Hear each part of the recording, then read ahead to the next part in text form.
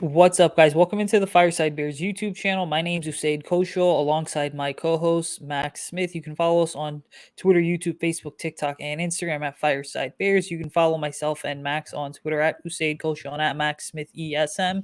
Before we get into all the action talking wide receivers, make sure you have reviewed the channel, like, subscribe, comment, all that type of stuff. We're going to be as interactive as we can.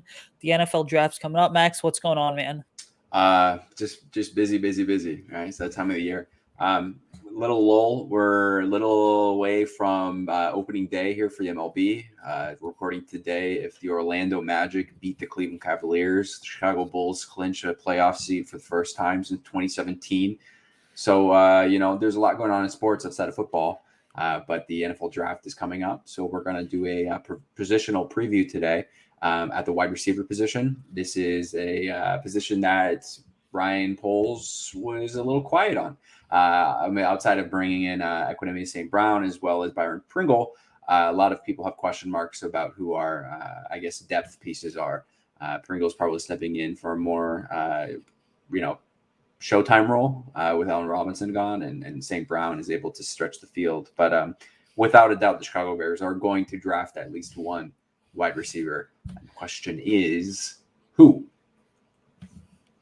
Yeah, and I certainly think that before we kind of get into detailing some of our top players in this class, I mean, you have to look at the draft board to kind of get an idea of what's going on. Because if we were to record this episode 2 weeks ago, I mean, the general consensus would be that there's a couple players that would be there at 39 and 48 for the Bears. But you have to look at something. I mean, the outlook in the first round has changed significantly over the last 24 hours. You look at that big trade that the Eagles and Saints had, and I kind of want to start there because the Eagles and Saints, you're looking at this. I mean, Michael Thomas missed all of 2021 with the Saints.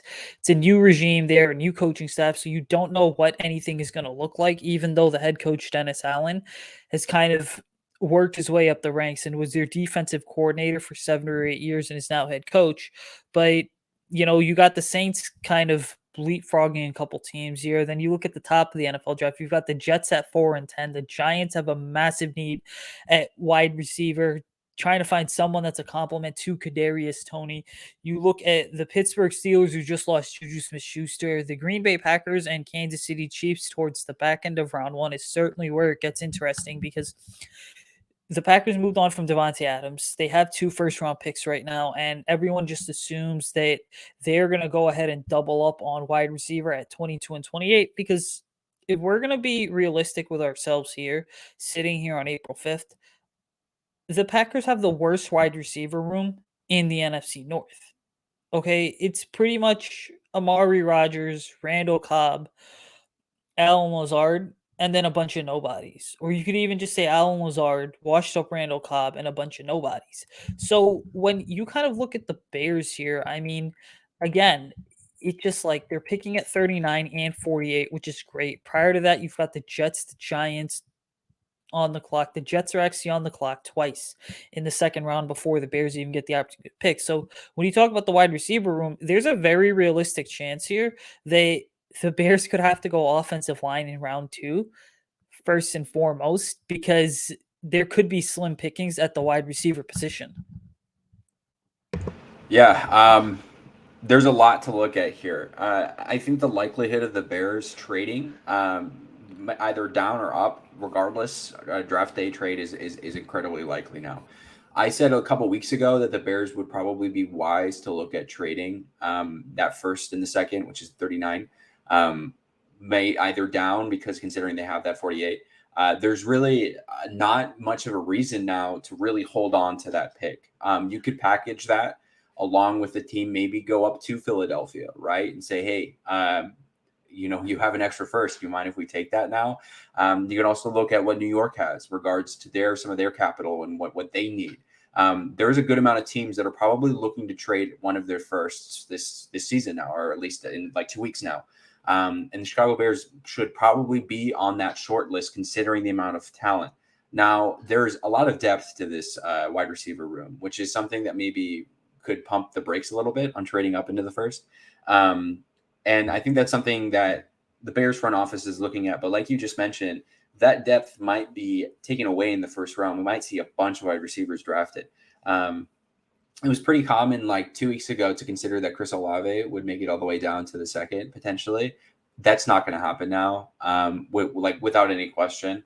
Just looking at our list real quick, that the guys who are probably going to be left now at 48 and 39 are going to be your Alec Pierce's, your Jalen Tolbert's, your John Metchie's, your David Bell's, who continues to drop drastically. He didn't have a great pro day, and your Justin Ross's. So I mean, like, there are still talent there without a doubt. Like, there's still second level talent, which the Bears said that they were going to look at. However, if they really want to make a splash, there is an opportunity now that wasn't there 2 weeks ago, like you just said. Now, the question is, what are they going to have to give up, right? Good news is they have a good amount of capital moving forward in the future. This is something that fans haven't really been talking about. But the Bears have a ton of picks in the next couple of years based off of moves that they've made already. And even Ryan Pace has set up the Bears for some future draft success. So if the Bears really want to make a splash this draft, which I feel like in this regime, Poles, who's kind of doing the soft rebuild, they're going to need some real big heavy hitter rookies to really energize this core, which is already young, right? We're talking about how the Bears are now one of the youngest offenses in the entire NFL, right? Well, we're just going to continue adding on to that youth through this draft. So if the opportunity presents itself, which it essentially is at this point, I am without hesitation considering that Hallis Hall is looking at the openings now in the first round and are probably already starting to probe these conversations, especially with Philadelphia, considering, Ian Cunningham probably still has some good connections in that front office. So, I mean, this is something that we shouldn't throw away. We should maybe pump the brakes on, but it's certainly something to consider as we move forward in April.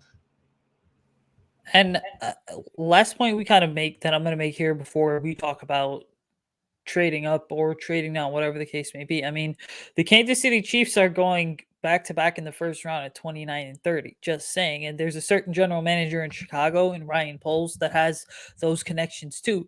But then you also look at it. I mean, Indianapolis is at 42 overall in the second round, and maybe Ryan Poles and Matt Eberflus decide that's somewhere we're going to trade down. But there's something that needs to be said here: is that just because there's a fight going on in my Twitter mentions right now on Ryan Poles versus Ryan Pace.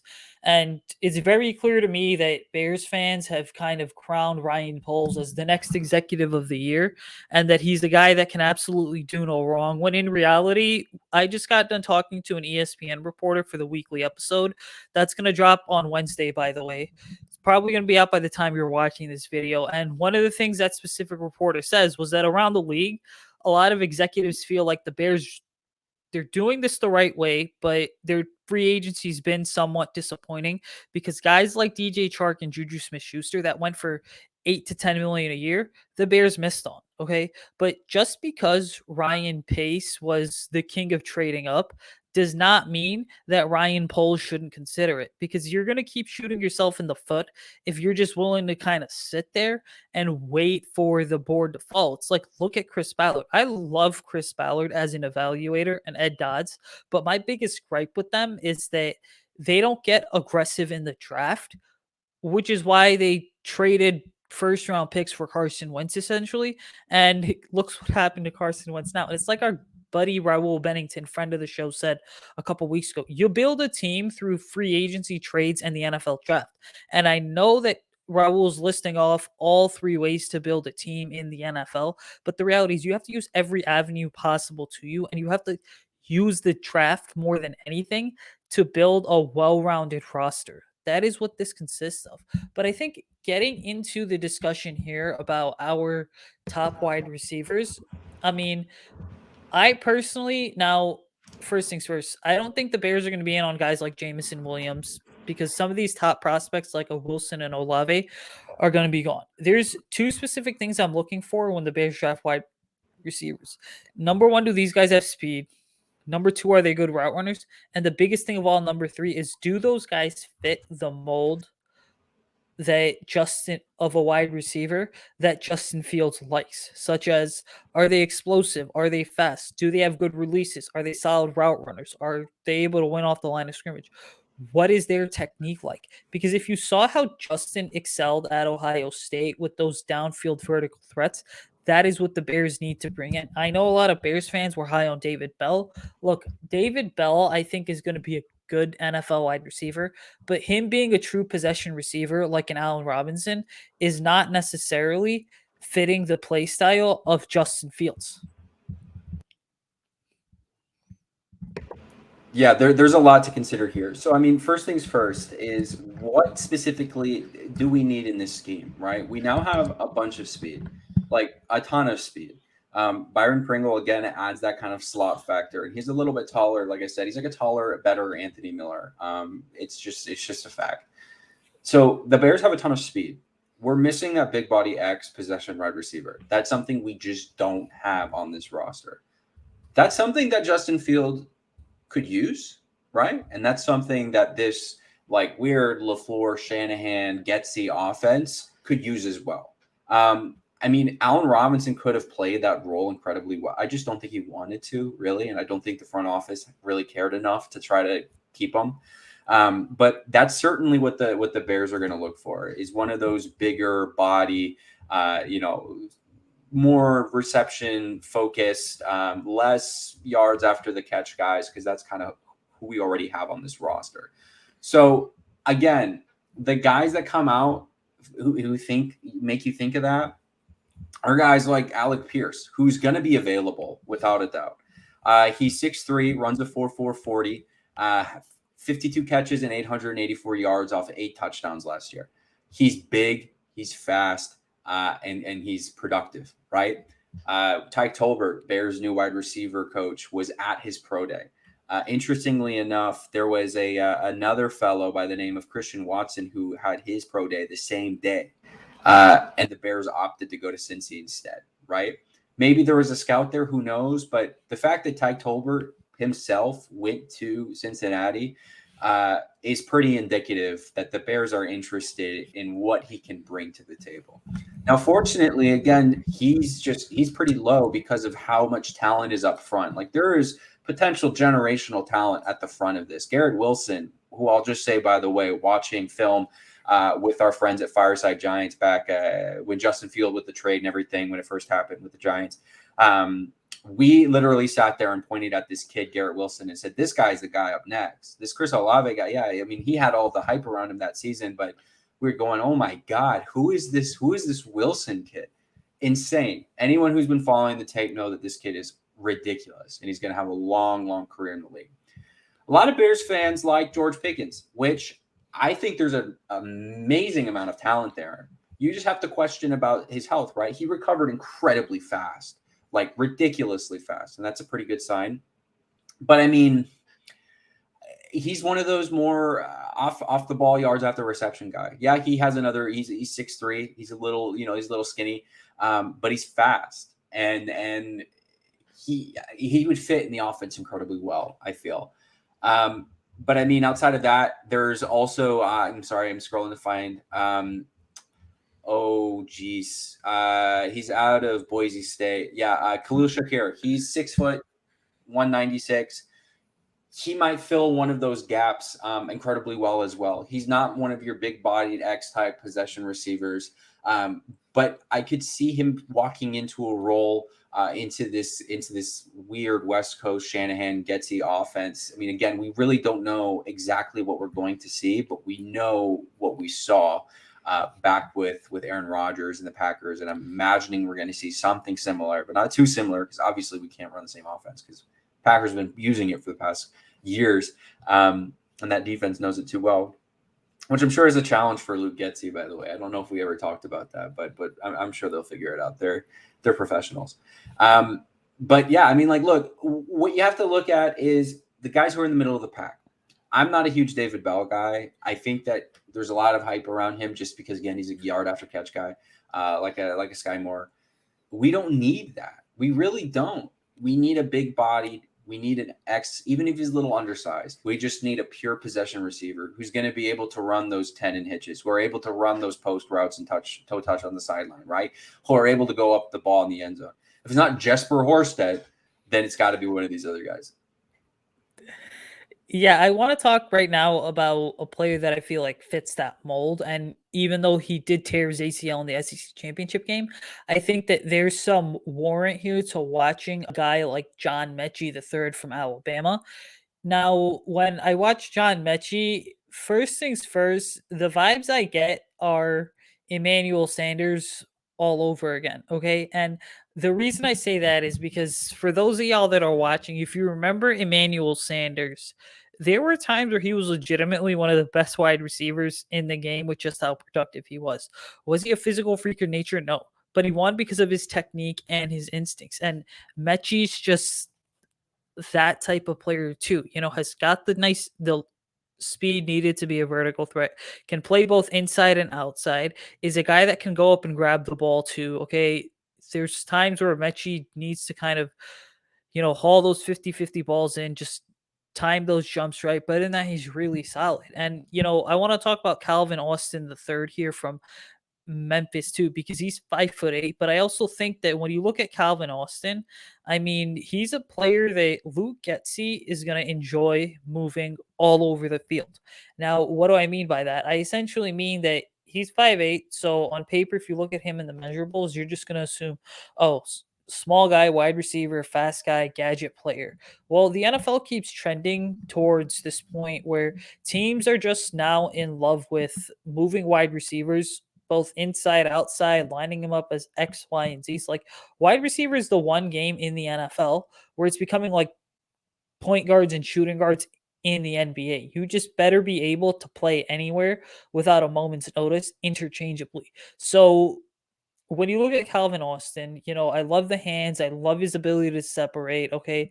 Now, looking at him, he can play both inside and outside. And then he's got really good ball tracking skills. What I love a lot of times about some of these smaller wide receivers that we see in terms of height is that those guys are incredibly tough and scrappy players. So, Calvin Austin, George Pickens, John Metchie, Sky Moore are not guys I would necessarily be mad with. And because you brought up Alec Pierce, I'm gonna say this. Everybody knows went to Glenbard West, which is like 10 minutes from my house and probably about like 30 minutes from West Chicago. Full disclosure, and I'm gonna say this right now, just because a kid's from the hometown, who's a hometown kid, does not necessarily mean that you should go out and draft the guy anyway. Okay. So Alec Pierce from Cincinnati, he's someone that I feel like cool, has the necessary measurables to play the game. He's obviously a multi-sport athlete, but I think that Alec Pierce at the next level, his role is really going to be limited to just being an X receiver and lining up on the line of scrimmage. I think it's going to take a lot for him to kind of just get comfortable with moving inside and having to operate, because people have to realize and understand when you move from outside to inside as a slot receiver, when you're a big guy, there is so much less space for you to operate and a lot less margin for error. Yeah, there's a lot about Alec Pierce, and I could talk about this for a long time. But you're right. I mean, I'm a big fan of bringing the hometown kid guy back. Like, I mean, Cole Kmet obviously grew up Bears fan, local kid. Alec Pierce would be interesting. I think he fits in this offense. I think there's a lot to like from Pierce. I think he's a more developmental piece. I don't think you're going to get a lot of year one production out of him that you could get out of guys drafted next to him. But I mean, he's got his size and his quickness. He's got an incredible first step. He gets a lot of guys on the back of their heels, and he's already passed them. His average reception or yards per catch is like over 15, I think. He's receiving the ball down the field, right? Obviously, he's one of those more big ball targets, which is what we need him to be, right? And he can either sneak into the role. Either people are looking at Mooney or looking at Pringle, and then Pierce is going to be open in the flat or in a post or a shallow, and he's just going to catch it and get tackled. But there you go. You have easy 6, 7, 8, 9 yards. That's kind of what Getsy would need him to do. And looking at some other receivers down the line, You're talking about shorter guys like Wendell Robinson, who this guy I think might be one of the sleepers of the entire class. This guy's insane. Have you seen his route running? It's crisp, it's clean, it's just like gusting how just good it is. This guy will end up in the second, unfortunately, but he will absolutely add value to any team that he's drafted to. I don't think we need him. Unfortunately, if we had a perfect spot for him, I think the Bears would take him in a heartbeat just because he's a guy who brings speed, route running. He's like a Tyreek Hill, just not as fast and maybe not as good as a gifted natural wide receiver, but he's got everything that you need to bring into that. I'll say he's like a Tariq Cohen. All right. I'll make that comp, or like a Brandon Cooks. This guy is insane, and he's going to add value day one. But Alec Pierce, he's going to be more of a, developmental talent, like I said. But you're right. Wendell Robinson, Sky Moore, fast. We can put him anywhere, and they're going to make a play. Alec Pierce, we can put him on the line. We can maybe take him, 3 yards back, maybe motion him around, but he's primarily going to be running the same concepts over and over again.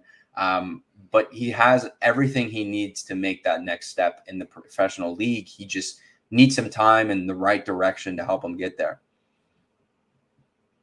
Yeah, so I want to break down one guy who I've been high on since his Clemson days, and that would be Justin Ross, because people really tend to forget. I mean, when you flash back to the 2018 season, Clemson ended up winning the national championship that year, and it was led by a true freshman quarterback in Trevor Lawrence. And it just so happened that that year, Justin Ross was a freshman too, who had, I think, like 50 something receptions for a little over 1,000 yards, 9 or 10 touchdowns. And there were times where, for a lot of our listeners who don't know, the draft is linear. So people just look at players that may be freshmen and sophomores in college and already are starting to project the draft classes of 23, 24, 25. And Justin Ross was at one point being labeled wide receiver one for the 2021 draft. Now, he had the unfortunate neck injury, the surgery, the neck, the spine, and hopefully he's fully recovered, which is a reason that he kind of fell down draft boards. Another reason I think he fell down draft boards is simply because DJ Ugalili was as bad as it gets as a quarterback. Okay. But Justin Ross, what I like about him is I just see dynamic playmaker written all over him. You look at him, I understand he's whatever, 6'3, 6'4. But what sticks out about Ross is that he's operated in the slot so much. He's played as both a Z receiver too.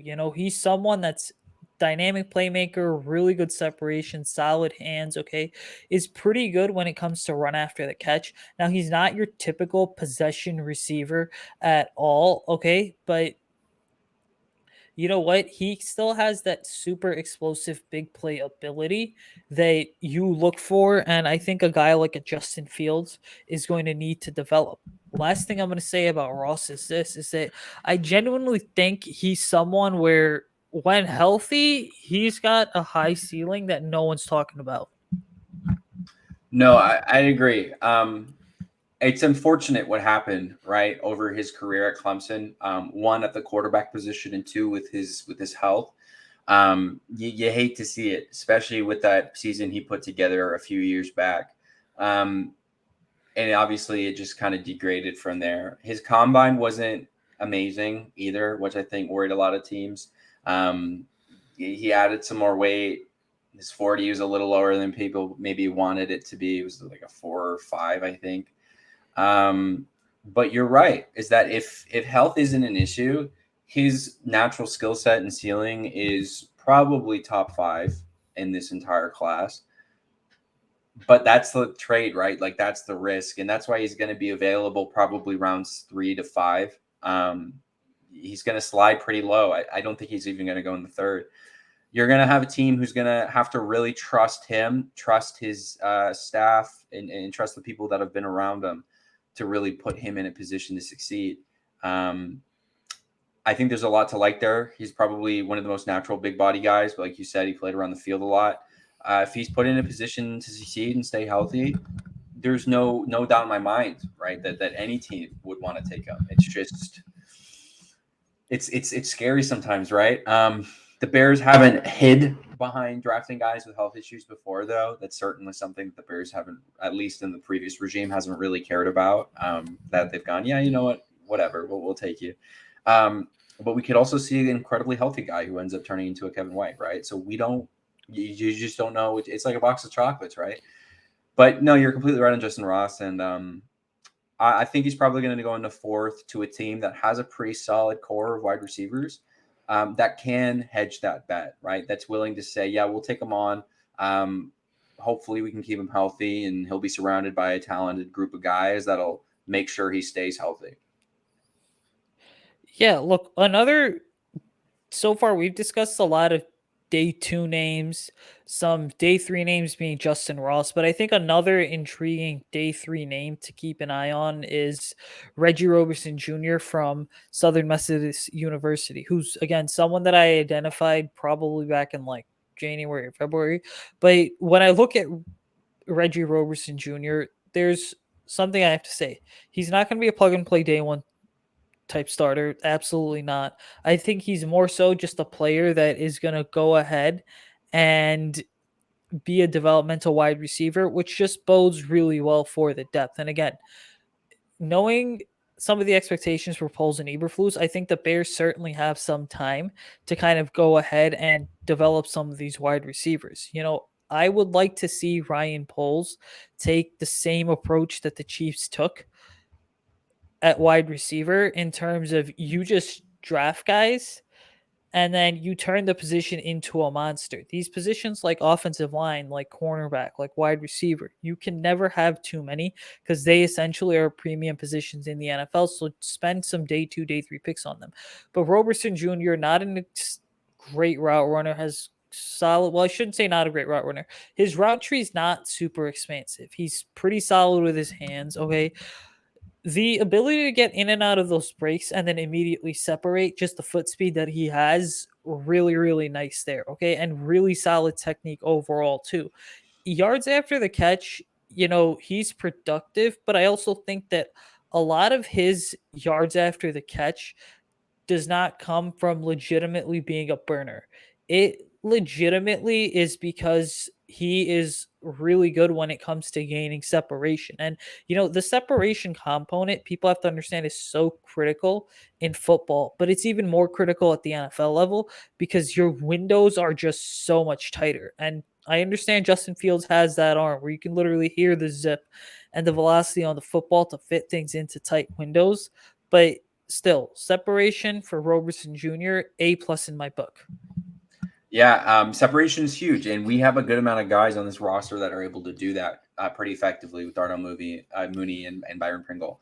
Another late round guy around the same time should be Dejeen Dixon. This guy out of Nicholls State is probably one of the better. And what's so crazy about this is that there are some really good talent from like really low name schools here. And later in the draft here, SMU obviously is in a no name school. But I mean, like, they're definitely not power conferences like Nicholls State or Idaho State, or I guess Boise State used to be a pretty powerhouse, but I wonder what happened for the past few years there. But Dejeen Dixon, it's hard saying that 5 times fast, is just a baller, right? He's a producer. He's had his stock rise consistently throughout his workouts. His combine wasn't amazing, but it was good enough to get him noticed. I remember watching him. I was on the airplane. I said, wow, this kid's pretty good. His hands are great, has some natural gifted route running ability. He's not as good as your guys, obviously, above him. His ceiling isn't as high, but there is still, how do I say, like role player talent at this level of the draft. That's just how deep this group is. So, if only we could get some of these guys to line up in the backfield, I feel we'd be a lot better off, because there's just so many wide receivers, but there's just not nearly enough talented D-backs, unfortunately, in this draft class. So maybe we can take some of these guys in the late rounds and say, hey, we're going to line you up backwards this time. How fast can you backpedal? Maybe Flus would look into that and get excited about it. Probably not. Most likely not, but one can dream. Yeah, you know, kind of sticking with the wide receiver talk here, getting away from prospects. It's interesting because the Bears have 38, 49, 71, and then I believe 147, 149, and 184. That's all off the top of my head because when you do this type of work, you have to know which teams are picking where. But certainly, I would say this is that if you take a wide receiver in round two, that player is going to be a day one starter. Then you need to go ahead and take another wide receiver in round 5 or 6 as a developmental player. I mean, looking at the signings of St. Brown and Byron Pringle, there's something to be understood here is that Darnell Mooney's under contract for 2 more seasons with the possibility of being a long term option moving forward. Okay, when you look at the signings of guys like Pringle and St. Brown, the Bears are viewing this as show us what you have because we don't view you as being a long term part of this team just yet. Now, I know people are going to get pissed off at me saying that because those are Ryan Poles and Matt Eberflus and Luke gets these guys. But the point is anytime you sign these players to these cheap 1-2 year deals and you don't commit big money like Poles and Eberflus have refused to do, you're basically saying, hey, show us the results. So this wide receiver room right now, you could still argue is Darnell Mooney and everybody else pretty much. So ultimately, when you look at it, I would say draft a wide receiver in the second round and then possibly again in the fifth round because you need to add developmental players. Yeah, and if you really don't like your second round options, trade up into the first. Like I'm saying, there's a ton of possibility and movement there. Some team probably wouldn't mind that 39 pick, especially if you package something else. It's just a question of what you're willing to give up in order to snag one of those early round wide receivers made in the first, which they're going to be there, by the way. There will be a Chris Olave, a high talent wide receiver at 19. I am willing to put money on it. Like it's going to happen. It's just whether or not that's something the Bears are willing to do. But again, we really won't know until draft day because I doubt that the Bears will make a move up until then. Yeah, anyways, guys, we're going to get out of this thing. Make sure you're following myself and Max on Twitter at Usayd Colshon at Max Smith ESN. Make sure you're following Fireside Bears on Twitter, YouTube, Facebook, TikTok, and Instagram at Fireside Bears. You know, rate, review, subscribe, guys, to the YouTube channel. Be sure to drop 5 stars on the weekly show that is on iTunes. Next time you hear from myself and Max, we're going to be breaking down cornerbacks. I know a lot of you guys have kind of had questions about why aren't you previewing every position this year? The answer is this, guys, is because we're not going to bore you with talking about Kenny Pickett and Malik Willis or even waste time talking about Breece Hall when the Bears don't have significant needs at quarterback or running back. So we're going to focus on only positions that are important. That's going to be from now up till the NFL draft. So we got cornerback, safety, linebacker to even talk about, which, yeah. Anyways, though, we're going to get out of this thing. Bear down, y'all. Stay safe. Stay warm if you're in the Chicagoland area because it's spring weather in the morning and then November, December weather by 2:30 p.m. But peace out, guys.